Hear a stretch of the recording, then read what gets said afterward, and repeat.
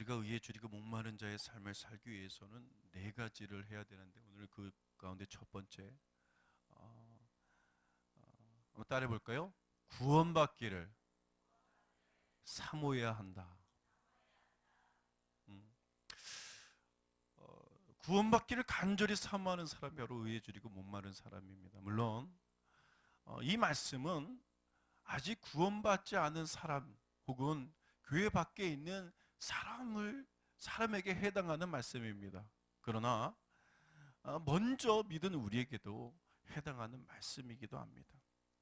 이미 구원받은 여러분에게 구원받기를 사모해야 된다고 말하는 그 말이 이상하게 들릴지도 모르겠어요. 그러나 여러분, 우리는 정말로 천국에 들어가기를 사모해야 됩니다. 믿으십니까? 종종 교회를 다니면서 이렇게 얘기하는 분들을 보죠. 천국에만 들어가면 좋겠다. 어떻게 보면 그분이 정말로 천국 들어가기를 사모해서 그렇게 말하는 것 같기도 하고요. 정말 믿음이 좋아서 그렇게 얘기하는 것 같기도 합니다. 그러나 좀 더 자세히 들여다보면 그 안에 고약한 것이 있어요. 천국에만 들어갔으면 좋겠다라고 말하는 것은요, 내 마음대로 살아보고 싶은 생각이 있는 거예요. 내 뜻대로 한 번 왔다 가는 이 짧은 세상 마음껏 즐겨보고 누려보고 싶은 그런 생각이 있는 거죠.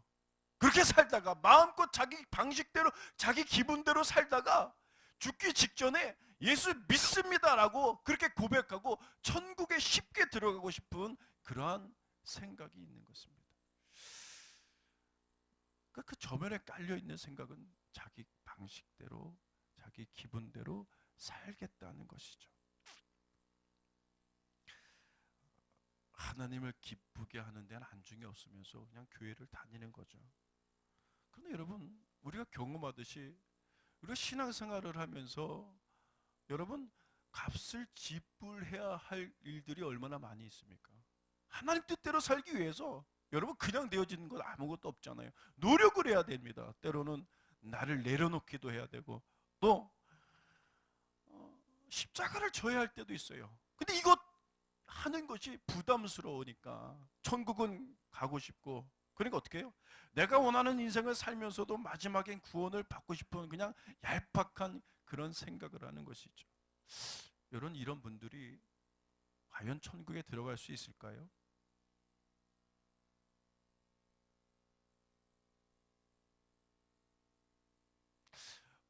여러분, 어떻게 배웠어요? 예수를 믿기만 하면 구원을 받는다. 나의 구주로 시인을 하면, 입술로 고백하면 뭐예요? 구원 받아야 안 받아요? 제가 오늘 여러분에게 이렇게 말씀드리는 것에 대해서 여러분의 어떤 신앙관이 흔들리지 않기를 원합니다. 그러나 제가 오늘 말씀을 드리는 건 정말로 높아심으로 드리는 말씀이에요. 우리 순복음의 교리는 예수를 믿으면 구원받아요. 이 구원이라는 것은 행위로 받는 것이 아니죠. 믿음으로 받는 것이에요. 그러나 거기에는 행위가 반드시 믿음의 선물로 따라 붙어야 되는 것입니다.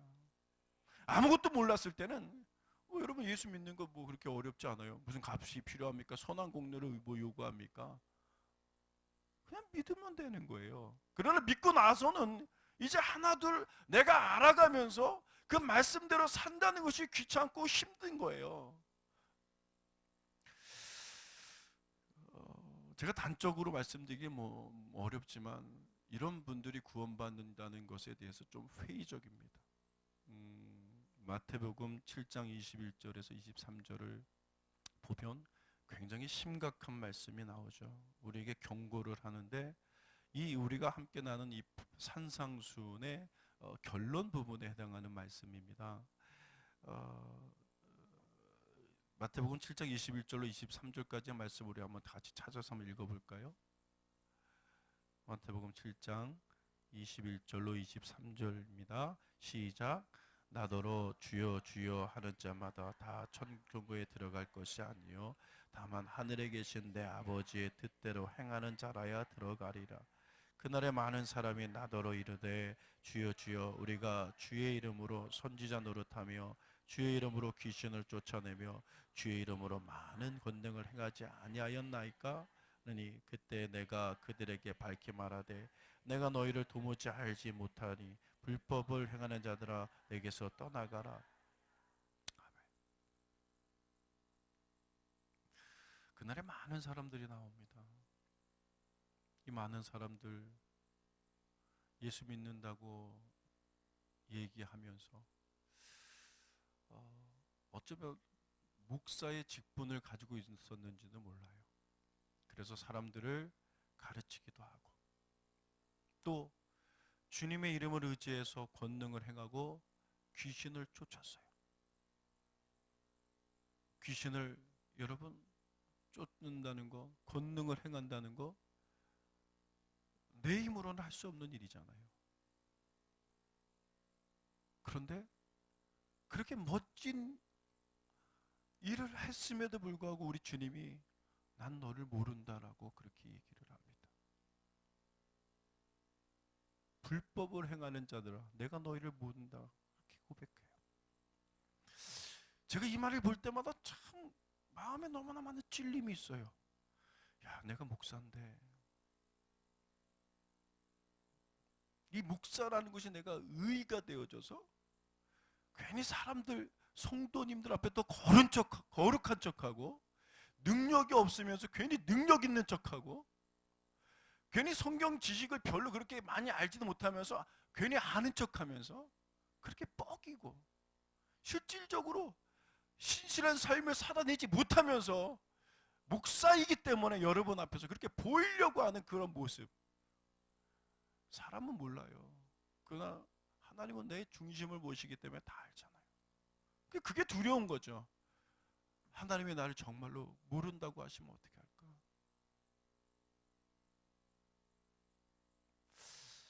이와 비슷한 말씀이 누가복음에도 나옵니다. 제자들이 예수님께 찾아가 묻습니다. 주님, 구원받을 사람이 적겠습니까? 이상한 질문이에요. 많겠습니까? 라고 질문하면 괜찮겠는데 적겠습니까? 라고 그렇게 주님 앞에 질문을 했을 때 이 말씀에 대해서 주님이 아주 심각하게 그렇게 답변을 하셨어요. 누가복음 13장 24절에 뭐라고 고백하느냐? 뭐라고 대답하느냐? 좁은 문으로 들어가기를 힘쓰라. 좁은 문으로 들어가라고 얘기를 하죠. 내가 너에게 이르노니 들어가기를 구하여도 못하는 자가 많으니라. 여러분 가만히 생각해 보세요. 주님께서 예수 믿는 것을 신앙생활하는 것을 뭐라고 말합니까? 좁은 문으로 그렇게 들어가는 것이라고 얘기를 하죠. 아무것도 몰랐을 때는 여러분 믿는 것에 초점이 맞춰지지만 이제 믿고 난 다음에는 어떻게 사는 삶 이것이 여러분 더 중요한 것이에요. 그래서 우리 주님은 예수 믿고 난 다음의 신앙생활은 좁은 문을 열고 들어가는 것이라고 그렇게 말씀을 합니다. 부담스럽기 때문에 이 길이 어렵기 때문에 그래서 사람들은 잘 안 들어가려고 합니다. 왜 좁은 문입니까? 우리가 예수를 믿고 난 다음에 우리의 관심사는 내가 천국에만 갔으면 좋겠다 이게 아니에요. 나를 구원해 주신 그 하나님 앞에 내가 무엇으로 보답할까? 내가 어떻게 하면 하나님을 기쁘시게 할까? 이것이 우리의 주된 관심사가 되어야 되겠습니다. 할렐루야. 그래서 시편 기자도 시편 116편 12절로 14절에 그가 이렇게 고백하죠. 야훼께서 내게 주신 모든 은혜를 내가 무엇으로 보답할까? 구원의 자를 높이 들고 야훼 모든 백성 앞에서 난 나의 손을 야훼께 갚으리로다. 쉽게 말하면 하나님 벌레만도 못한 이 인생을 주께서 구원해 주시고 놀라운 축복을 허락하여 주신 그 은혜 내가 무엇으로 보답할 수 있겠습니까? 평생 갚아도 갚지 못할 그 놀라운 은혜와 사랑을 나에게 주셨는데 내가 이제부터 주님 앞에 그렇게 기쁨이 되어지는 보답하는 인생이 되어지기를 간절히 소원합니다.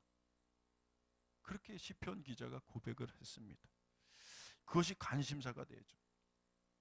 여러분 이 관심사대로 우리가 살려면 그냥 입술로만 주여 주여 해서는 안 됩니다. 때로는 자기를 부인을 해야 되죠.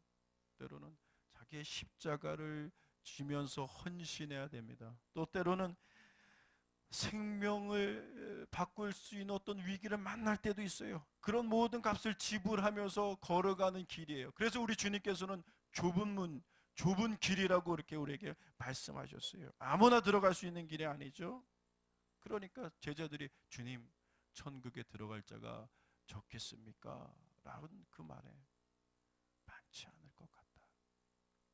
그렇게 우리 주님께서 답답한 마음으로 그렇게 대답하셨던 것 같습니다. 제가 누구를 정죄하는 것이 아닙니다. 여러분 한번 양심적으로 우리가 한번 생각해 볼까요?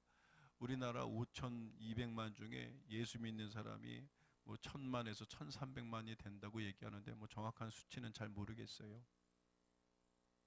그런데 솔직히 여러분 예수 믿는 사람 중에서 진정한 크리스찬이 몇 퍼센트나 될 것 같습니까? 제가 보기엔 한 10% 정도밖에 안 되는 것 같아요. 10명 중에 1명꼴인 것 같아요. 주일 한 번, 주일 성수하는 것만으로 신앙생활을 다 하는 것처럼 생색내는 사람도 많고요. 성경책도 여러분 주일날 잘 모셔, 너무 귀한 것이기 때문에 집에 그냥 벽장에 잘 모셔두셨다가, 아니면 어떤 분은 잠이 안 올 때 그걸 비고 자면 잠이 참 잘 온다 그러더라고요. 그랬다 그냥 주일날 잠깐 보는 것으로 다 하고, 기도도 뭐 식사할 때 잠깐 눈 감았다 뛰는 것으로 기도하는 생활을 했다라고 얘기하는 사람들이 부지기수예요. 11조를 안 내는 사람들도 얼마나 많은지 몰라요. 아마 여러분들은 11조를 다 내고 계시는 걸 제가 알고 있습니다. 더불어서 더 많은 것을 하나님 앞에 그 은혜 때문에 어떻게 보답할까라고 그렇게 더 드리고 드리려고 하는 것을 제가 알아요. 그렇게 제가 감동이 되는 거죠. 근데 제가 보기에는 10%밖에 안 돼요. 다 각자의 삶 속에서 삶의 쾌락에 미쳐 있어요. 세상에 때를 묻고 냄새를 피우며 사는 그런 사람들이 죽어서 천국에 만약에 갔다고 합시다. 그럼 아마 천국은 오염이 될 것 같아요.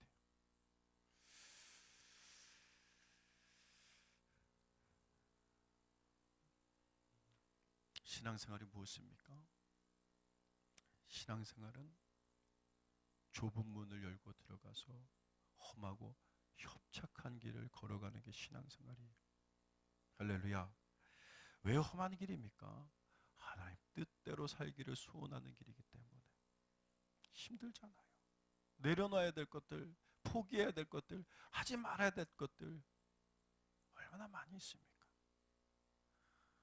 여러분, 나 지금 이 시간 여러분 자신을 돌아보시길 바랍니다. 내가 정말로 이 길을 걸어가고 있는 사람인지, 아니면 그것이 귀찮아서 입술로만 주여 주여 하면서 넓은 길을 가려고 하고 있는 사람인지 한번 생각해 보시길 바랍니다. 저는 로이드 존스 목사님의 말을 들으면서 좀 저 자신으로 알고 많은 생각을 하게 했습니다. 이분은 영국 항의실의 의사였어요. 근데 그가 은혜 받고 목사가 되기로 작정하고서는 평생이 보장된 그 직업, 명예를 내려버리고 하나님의 목사로서의 그 성직자로서의 길을 그렇게 평생을 80년 동안 그렇게 걸어갔습니다. 그는 위대한 설교가이기도 하고 또 성경 주석가이기도 하고 또 영국 웨스트민스터 채플의 담임 목사님이기도 하고요. 또 많은 책을 썼는데 그분이 쓴 저서마다 은혜되지 않은 책들이 하나도 없습니다. 그렇게 평생 거룩한 성직자의 길을 걸어가신 그분이 이제 임종을 앞두고 병상에 누워 있었을 때 후배들이, 제자들이 그 목사님에게 찾아왔어요. 그러면서 그분에게 존경하는 마음으로 이렇게 질문을 했습니다. 목사님, 한평생 하나님의 말씀을 가르치고 설교하면서 사셨는데 그렇게 하면서 평생 마음속에 담고 있던 가장 진지한 생각이 무엇인지 무엇이라고 생각합니까? 목사님께서 늘 진지하게 생각한 것, 그것이 무엇인지 말씀하실 수 있으면 해주세요. 그러자 서슴치 않고 이로드 존스 목사님이 대답을 합니다. 나에게 한 가지 진지한 생각이 있었지. 그것은 내가 목사로서 일하다가 죽으면 하나님의 심판대 앞에 설 텐데, 그때 하나님께서 나의 한 생을 돌아보시면서 어떻게 평가하실지가 가장 진지한 질문이었다네. 이런 거죠. 너 목사가 되어서 한평생 나를 기쁘게 하는 삶을 살았는 칭찬받을지, 아니면 너 자신의 행복을 위해서, 너 자신의 유익을 위해서 그렇게 살았구나라고 책망을 받을지, 그것이 두렵다라는 것이죠. 저는 이 말을 제가 이해합니다. 여러분 생각에 목사들이 어떻게 그렇게 두려운 마음을 가질까 생각할지 모르지만, 성경을 보면 하나님께 기름 부음 받은 사람들이 하나님 뜻대로 살다가 타락한 경우들이 얼마나 많이 있어요. 선지자들이 그랬고, 왕이 그랬고, 제사장이 그랬어요. 교회사를 보더라도 여러분 타락한 성직자들이 많이 나와죠. 목사라고 다 하나님을 기쁘시게 한다고, 그런 삶을 산다고 생각하면 착각입니다. 그러므로 제가 두려운 것이죠. 얼마든지 자기를 위해서 여러분 그렇게 열심을 낼 수 있어요. 얼마든지 자기의 명예를 위해서 시간을 낼 수 있어요. 투자할 수 있어요. 자기의 성공을 위해서, 교회를 위해서 그렇게 시간을 바칠 수 있습니다. 그래서 사람들에게 성공한 목사라는 말을 들을 수 있어요. 사람은 그 사람의 중심을 모르기 때문에 겉만 보고 그렇게 평가하고 얘기할지 모르지만, 그러나 하나님은 중심을 보시잖아요. 잘못하면 목사도 자기 자신을 위해서 인생을 즐기다 온 사람으로 낙인 찍히고, 그래서 하나님 앞에 벌거벗은 채 설 곳을 잃게 되어집니다. 여기 서 있는 이 목사가 이 문제를 놓고 진지하게 고민하고 그때그때마다 하나님 앞에 두려움으로 제 옷김을 여비면서 고치면서 구원받기를 간절히 소원하는 그런 삶을 살려고 노력한다면, 여러분 평신도의 입장에서는 어떻게 해야 되겠습니까? 그냥 되는 대로 살다가 그렇게 천국 가야 되겠습니까? 여러분 기독교는 내 방식대로, 내 기분대로 그렇게 가는, 그렇게 오는 종교가 아니에요. 여러분 이 세상은 아무것도 아니죠. 기독교의 중심은 저 영원한 하늘나라, 저 천국에 있습니다. 거기서 내가 어떤 사람이냐가 중요해요.